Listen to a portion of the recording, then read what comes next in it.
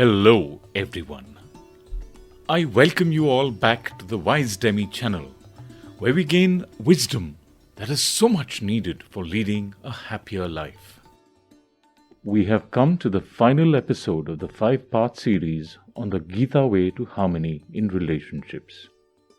In the last episode, we got a complete suite of effective solutions to the problems faced in the domain of relationships from the spiritual perspective as enshrined in the Bhagavad Gita. The Gita approach to mending relationships can be summarized within these 5 insights. Sweet speech to make communication effective, ownership of relationships to take responsibility for the results of relationships, rule yourself to relate, discipline oneself and keep your senses under control. Realize and rise. Realize one's own higher potential and rise in consciousness to relate to others at a spiritual level. And finally, yoga in action. Carry out selfless actions to purge the egocentric personality and to observe reality accurately. Wow, all these words together have created a nice anagram. Sorry. Sorry is a very fine word that expresses the power and capability to overcome ego. Take initiative. Let the other person win at times in the interest of the overall result. And overall, saying sorry has never hurt a relationship. In the 11th verse of the 3rd chapter of the Bhagavad Gita, there is a classic one-liner. Parasparam bhavyantaha shreya param avapasyataha. This can be translated as nourishing each other, both shall attain the highest good. This captures the essence of the purpose of any relationship, as any relationship should lead to the betterment of both the parties concerned.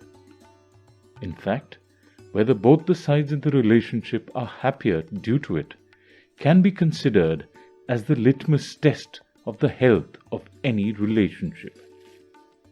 Understanding whether our partner is happy or not demands sensitivity on our part, which is a rare quality indeed. This week, we shall see how to assess the health of relationships in greater detail. As they say, if you don't measure a particular parameter, you cannot improve it. How do we check the health of our relationship? I have suggested 5 parameters here: trust, truth, talk, time, and touch to measure the health of relationships. Relationship itself may collapse if it is not based on the foundations of trust and truth.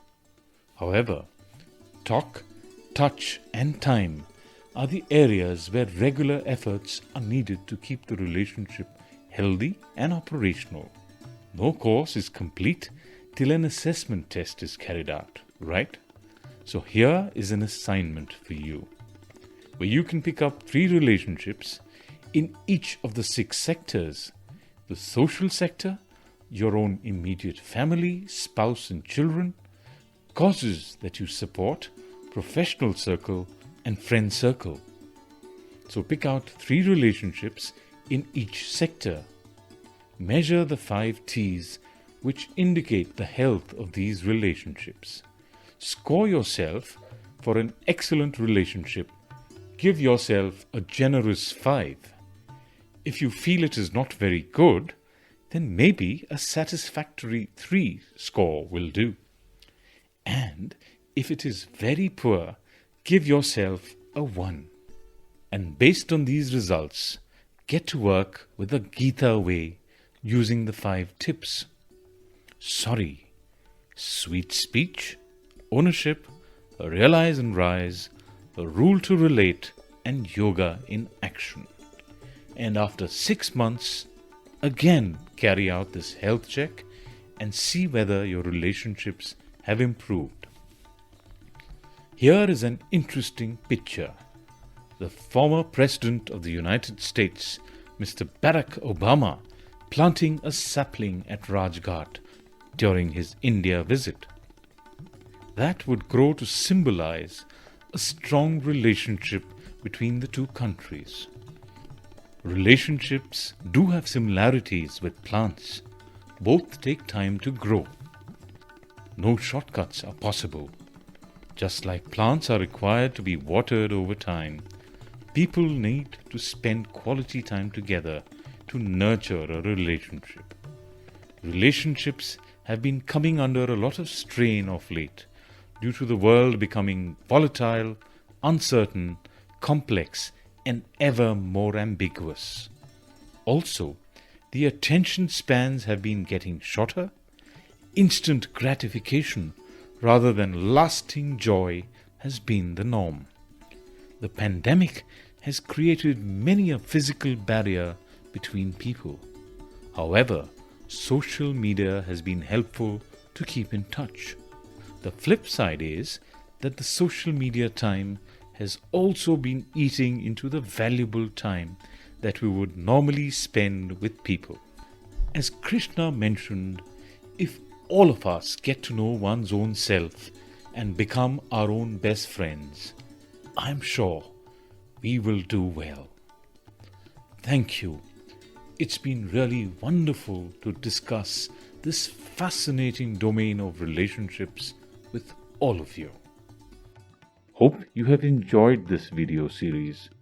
If you have, please do like, share and subscribe to our channel Wise Demi, which is committed to bring you wisdom to lead a happier life.